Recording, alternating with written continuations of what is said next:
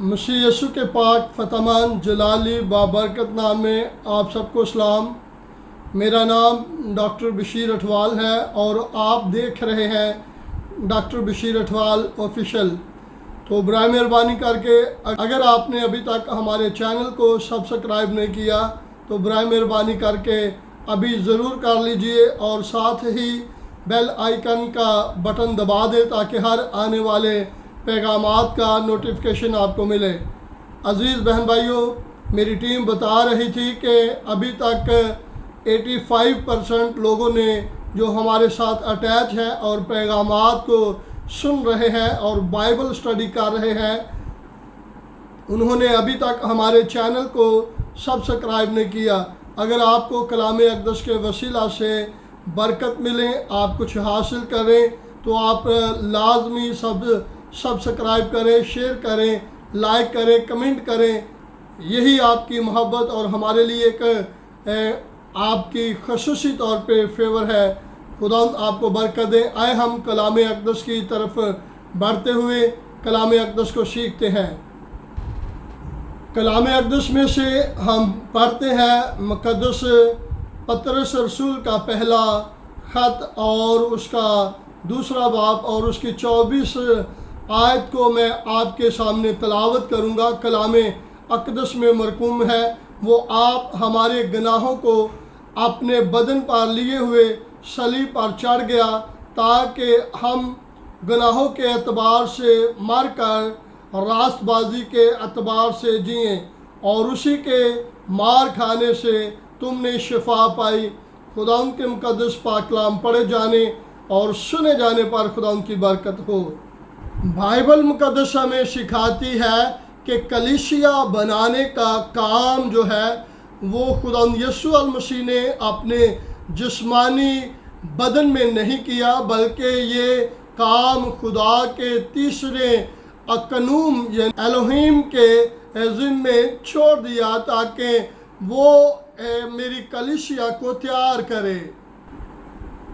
खुदा यीशु अल मसीह का इस धरती पे आने का एक ही मकसद था ताकि वो तमाम बनी नूह इंसानों के लिए कफ़ारा दे और अपनी जान तमाम इंसानों के लिए कुर्बान कर दे।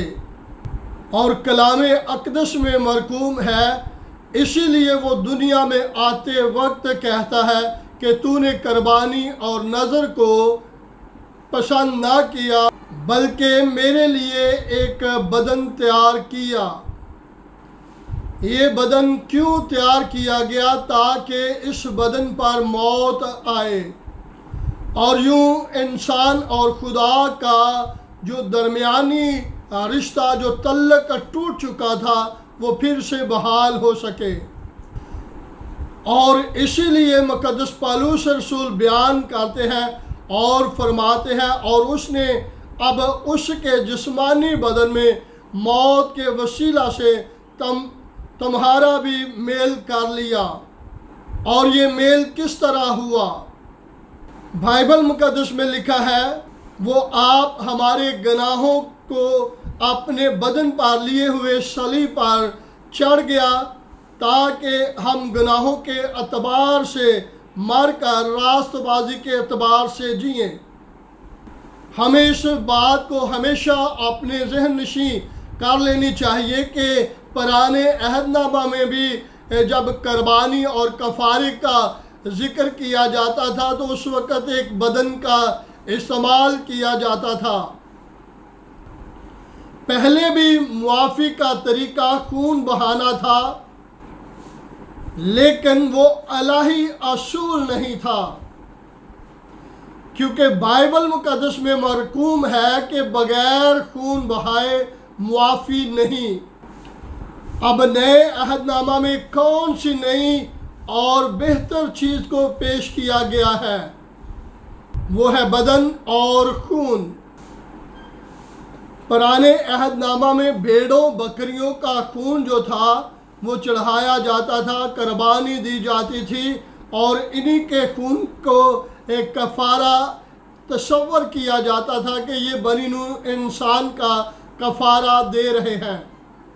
अब नए अहदनामा में खुदा यीशु मसीह का بدن قربان کیا گیا اور اس کے پاک اور بے عیب خون کے وسیلہ سے بنی نوع انسان کا کفارہ ہوا۔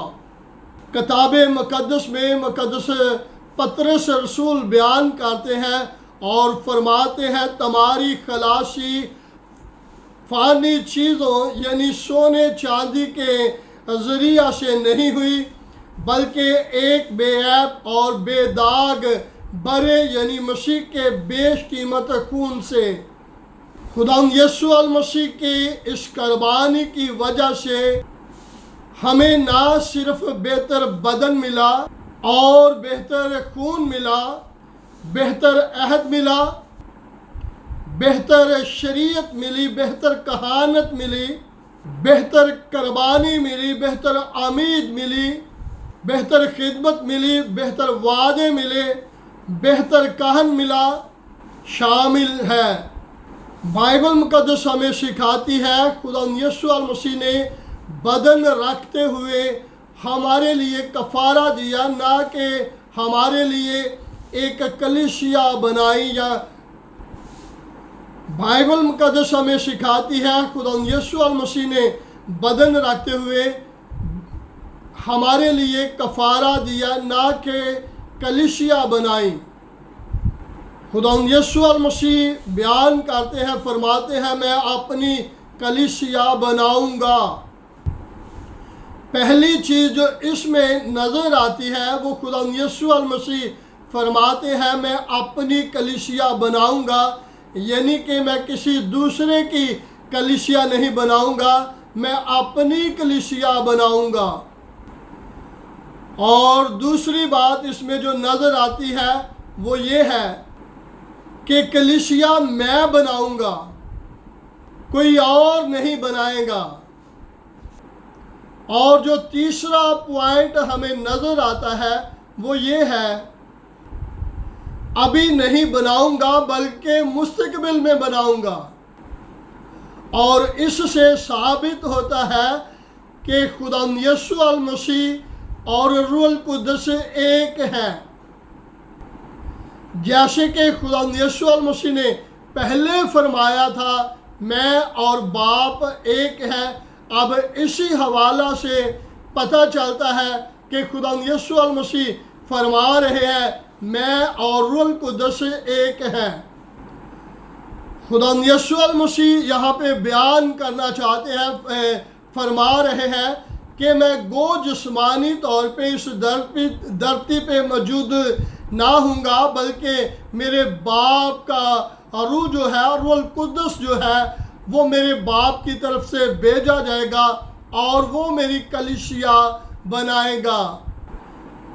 جب خداوند یسوع المسیح نے اپنی کلیسیا بنانے کا منصوبہ کر لیا تو پلاطس کے سوال کا جواب یوں دیا مگر اب میری بادشاہی یہاں کی نہیں، اب میرے اور آپ کے نجات دہندہ خداوند یسوع المسیح کے سامنے دو باتیں ہیں، کلیسیا بنانا اور کفارہ دینا۔ اب انہوں نے یا تو کلیسیا بنانی تھی یا کفارہ دینا تھا، دونوں چیزیں ایک ساتھ نہیں ہو سکتی تھی، دونوں میں کفارہ دینا اہم تھا۔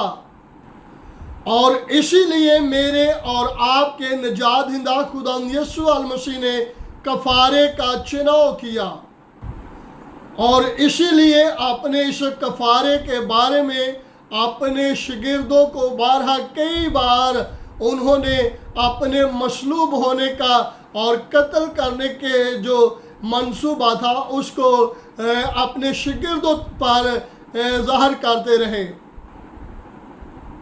خداوند یسوع المسیح اپنے شاگردوں کو بتاتے ہیں کہ جب میں یروشلم میں جاؤں گا تو اسرائیل کے سردار کہن فقی فریسی اسے پکڑ لیں گے اور اسے قتل کروائیں گے۔ اس سے ظاہر ہوتا ہے کہ خداوند یسوع المسیح نے کفارہ دینے کا فیصلہ کر لیا تھا، کیونکہ کفارے کے بغیر کلیسیا کا بننا بہت ہی مشکل تھا۔ اگر آپ خدا یسوع المسیح کی حیات اقدس کو یعنی کہ کنواری مریم سے پیدا ہونے کو دیکھیں اور پھر اس کے معجزات کو دیکھیں، اور اگر مسیح کے ولادت پر اور اس کے معجزات تک مشتمل ہوتی تو مسیحیت کب کی ختم ہو جاتی.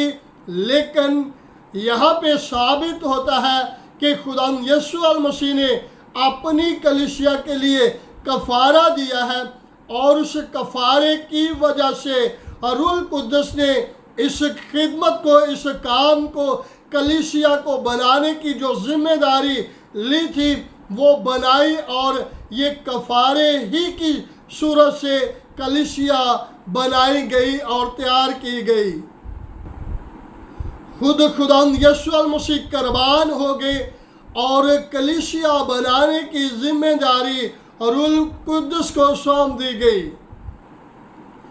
اور اسی لیے میرے اور آپ کے نجات دہندہ خدا یسوع المسیح فرماتے ہیں اور کہتے ہیں، اور میں باپ سے درخواست کروں گا تو وہ تمہیں دوسرا مددگار بخشے گا کہ اب تک تمہارے ساتھ رہے، یعنی روح حق، جس نے انسانیت میں دنیا میں رہتے ہوئے اس کلیسیا کو تشکیل دیا.